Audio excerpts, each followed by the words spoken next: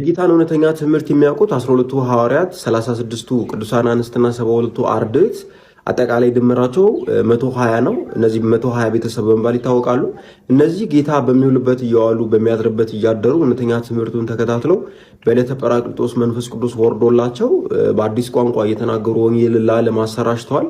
ከነዚህ ከ120 ቤተሰብ ቀጥሎ የመጡት ወሳኞቹ የቤተክርስቲያን አባቶች ደግሞ እነማን እንደሆኑ በቀጣይ ቪዲዮ ነግራችኋለሁ። እስከዛው ድረስ ፎሎ አላደረጋችሁ ፎሎ አድርጉ።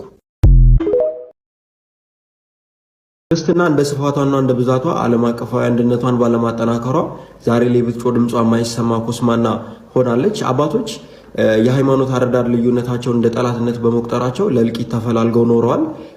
ክርስቲያኖች ሆኑ አብያተ ክርስቲያናቶችን አውድመዋል፣ ወንድሞቻቸውንም ገድለዋል። ከዚህ ከፍ ያለው ደግሞ የኦርቶዶክስ ነው። በመንፈስ ቅዱስ አንድ የሆኑት ኦርቶዶክሳውያን የአስተዳደር ስርዓታቸውን በኢትኖፌኔቲዝም በማድረጋቸው በዓለም አቀፍ ደረጃ ደካማዎች እንዲሆኑ አድርጓቸዋል። ኢትኖፌኔቲዝም ማለት የቤተክርስቲያን መዋቅርና አስተዳደርን በዘርና በቋንቋ በነገድ መከፋፈል ማለት ነው።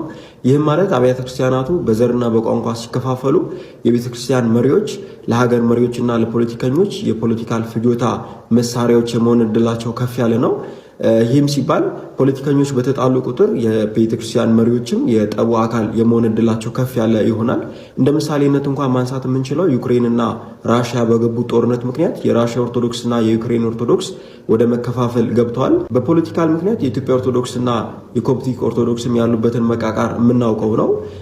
ከኛ በተሻለ ግን ካቶሊኮች አንድ ዓለም አቀፋዊ መሪ ስላላቸው በዓለም አቀፍ ደረጃ ተሰሚነታቸው ከፍ ያለ ነው። በዚህ ጉዳይ እስኪ ሀሳባችሁን በኮሜንት ሴክሽን አስፍሩ። ፎሎ ማድረጉን እንዳረሱ